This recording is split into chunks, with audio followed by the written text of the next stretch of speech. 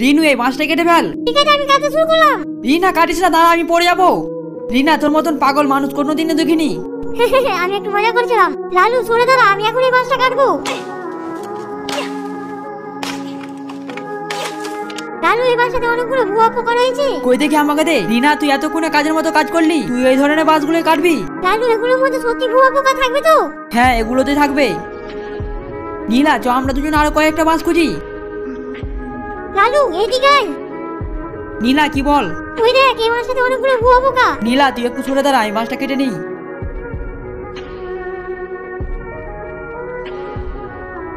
লালু এইখানে এসে দেখি না, এটা কি বলতে পারবি? রিনু তুই সত্যি পাগল, না হলে এই মধুমাছি চাকটা চিনতে পারিস না? ও ওই দেখ, ওইখানে মৌমাছি। রিনা এখানে থাকিস না, না হলে মৌমাছিতে কামড় দিবে।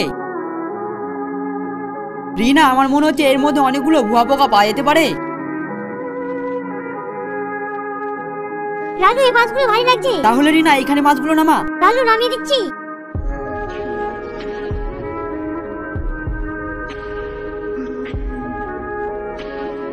হ্যালো রাজু, আজকে আমাদের বাড়ি চলে আয়, ভুয়া পোকা পার্টি হবে। আচ্ছা আমি রাখলাম তবে।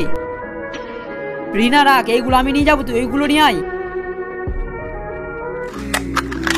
দোস্ত লালু এই বাসাতে তো অনেকগুলো ভুয়া পোকা রাখা। তুই জানিস আমি আর রিনু মিলে বাঁশগুলো এনেছি, এই সবগুলো বাঁশে ভুয়া পোকা।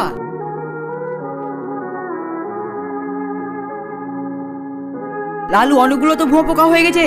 রাখা তুই দেখিস আমি কিভাবে রান্না করি। ঠিক আছে দেখা যাবে, তুই শুধু দেখতে থাক।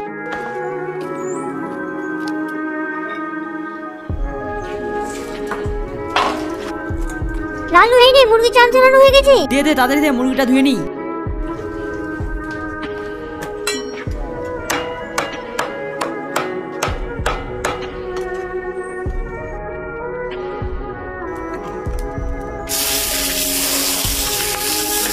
বন্ধুরা এর পরে দেখতে হলে ভিডিওতে লাইক করে কমেন্ট বক্সে 2 লিখে আনাও। আর হ্যাঁ, চ্যানেলটি অবশ্যই সাবস্ক্রাইব করে রাখো।